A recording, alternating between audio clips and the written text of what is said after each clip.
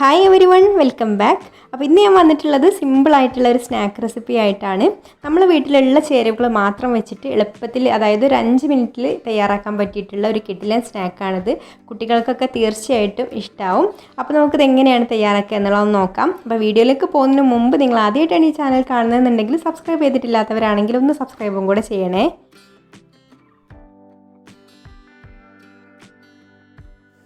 അപ്പോൾ ആദ്യം തന്നെ ഞാനിവിടെ ഒരു 2 മുട്ട എടുത്തിട്ടുണ്ട്. അത് നമുക്ക് ഈ ഒരു ബൗളിലേക്ക് പൊട്ടിച്ചൊഴിക്കാം. ഇനി നമുക്കിതിലേക്കൊരു 1/4 ടീസ്പൂൺ ഏലക്കാപ്പൊടി ചേർത്ത് കൊടുക്കാം.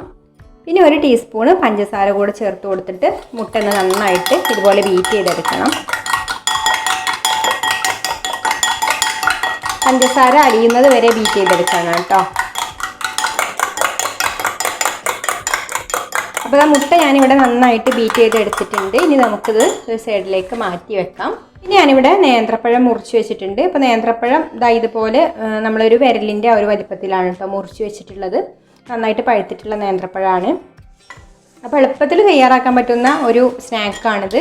ഇനി നമ്മൾ എന്താ ചെയ്യുന്നതെന്ന് വെച്ചാൽ ഈ ഒരു നേന്ത്രപ്പഴത്തിൻ്റെ പീസ് ഈ മുട്ടയിൽ ഡിപ്പ് ചെയ്ത ശേഷം നമുക്ക് ഞാനിതാ ഇവിടെ ബ്രെഡ് ക്രംസ് എടുത്ത് വെച്ചിട്ടുണ്ട്. ആ ബ്രെഡ് ക്രംസിലും കൂടെ ഒന്ന് കോട്ട് ചെയ്തെടുക്കാം. അപ്പോൾ നമുക്ക് ഓരോ പീസ് പഴവും എടുത്തിട്ട് ഇതുപോലെ മുട്ടയിൽ ഡിപ്പ് ചെയ്ത് കൊടുത്ത ശേഷം ബ്രെഡ് ക്രംസ് കൊണ്ട് കോട്ട് ചെയ്തെടുക്കാം.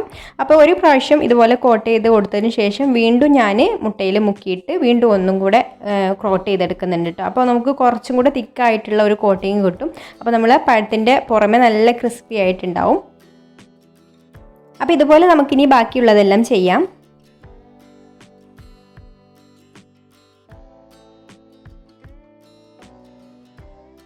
അപ്പോൾ അതാ ഞാനിവിടെ ഇത് മുഴുവനും മുട്ടയിൽ മുക്കി ബ്രെഡ് ക്രംസിലൊക്കെ കോട്ട് ചെയ്ത് വെച്ചിട്ടുണ്ട്. ഇതിപ്പോൾ 2 പഴമാണ് കേട്ടോ ഉള്ളത്. 2 പഴത്തിലേക്ക് നമുക്ക് 2 മുട്ടയാണ് ആവശ്യമായിട്ട് വന്നിട്ടുള്ളത്. അപ്പോൾ ഡബിൾ കോട്ടിംഗ് ആണ് കേട്ടോ ചെയ്തിട്ടുള്ളത്. അപ്പോൾ ഡബിൾ കോട്ടിങ് ചെയ്താലുള്ളൂ അത്യാവശ്യം കുറച്ചൊരു കട്ടി ഉണ്ടാകുക. അല്ലെങ്കിൽ പിന്നെ നമ്മൾ പൊരിച്ച് കഴിയുമ്പോൾ ഈ പഴം ഇങ്ങനെ ഉള്ളിലൊന്ന് കാണും. ഇനി നമുക്കിത് പൊരിച്ചെടുക്കാം.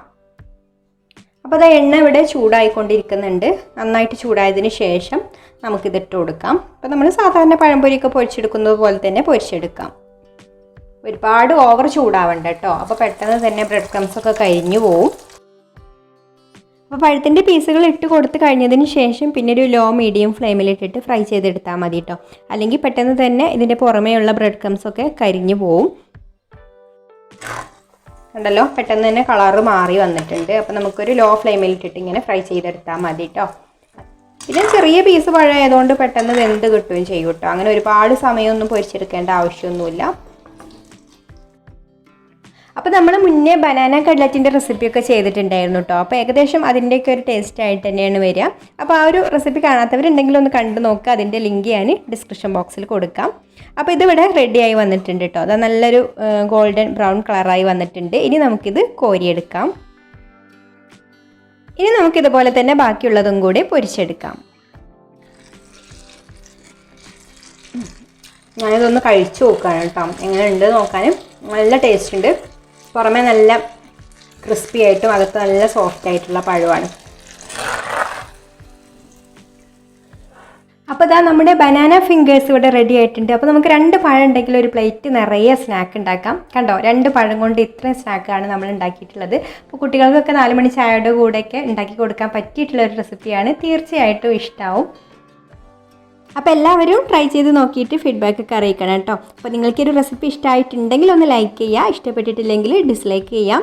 അതുപോലെ നിങ്ങളുടെ അഭിപ്രായങ്ങളൊക്കെ കമൻറ്റ് ചെയ്യുക, ഷെയർ ചെയ്യുക. പിന്നെ ഈ ചാനൽ സബ്സ്ക്രൈബ് ചെയ്യാതെ കാണുന്നവരാണെങ്കിൽ ഒന്ന് സബ്സ്ക്രൈബും കൂടെ ചെയ്തിട്ട് സപ്പോർട്ട് ചെയ്യണേ. അപ്പോൾ ഇനി മറ്റൊരു നല്ല റെസിപ്പിയുമായിട്ട് അടുത്ത വീഡിയോയിൽ കാണാം. താങ്ക്